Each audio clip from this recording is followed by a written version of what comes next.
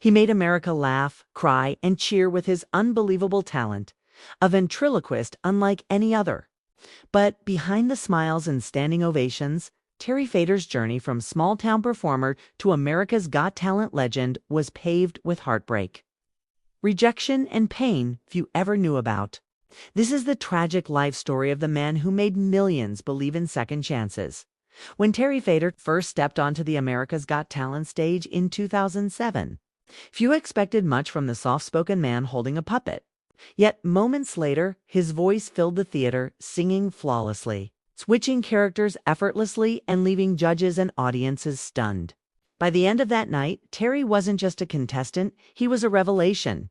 But what America didn't see was the decades of struggle it took for him to get there, long before fame.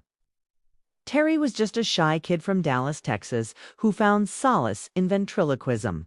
He was bullied at school, often called names for talking to puppets. "I used to go home and cry," he once said, "but the puppets were my friends." His love for performing came from a place of pain, an escape from loneliness. His family struggled financially, and Terry often dreamed of making it big, not for money, but to prove that his voice and his art mattered. He spent years performing in tiny venues, county fairs, school gyms, and empty bars.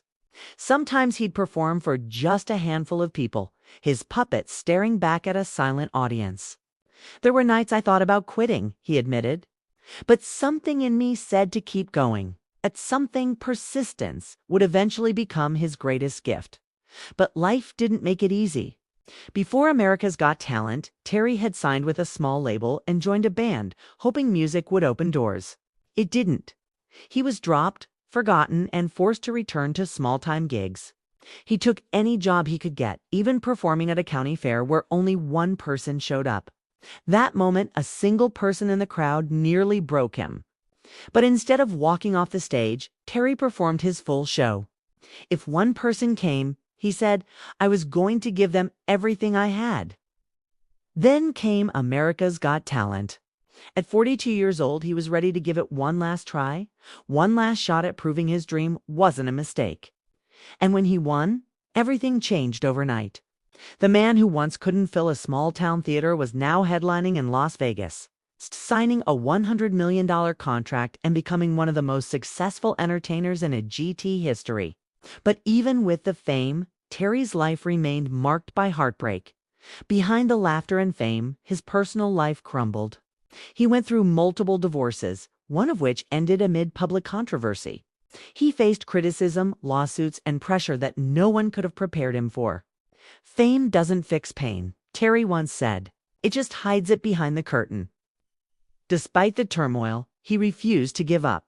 He continued performing not because he needed the spotlight, but because he believed his gift was meant to bring joy to others.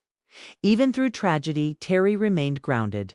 He's often spoken about his faith, his gratitude, and how he still feels like the same man who used to dream from his small Texas room.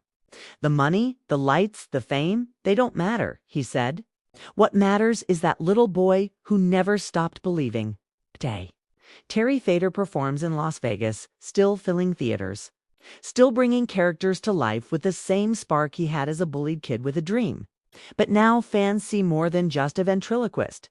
They see a survivor, because behind the jokes, the puppets, and the laughter lies a story of heartbreak, resilience, and faith. A story that reminds us that even in the darkest moments, talent and hope can find a way to shine, and that's what truly makes Terry Fator's journey from obscurity to stardom not just inspiring but unforgettable.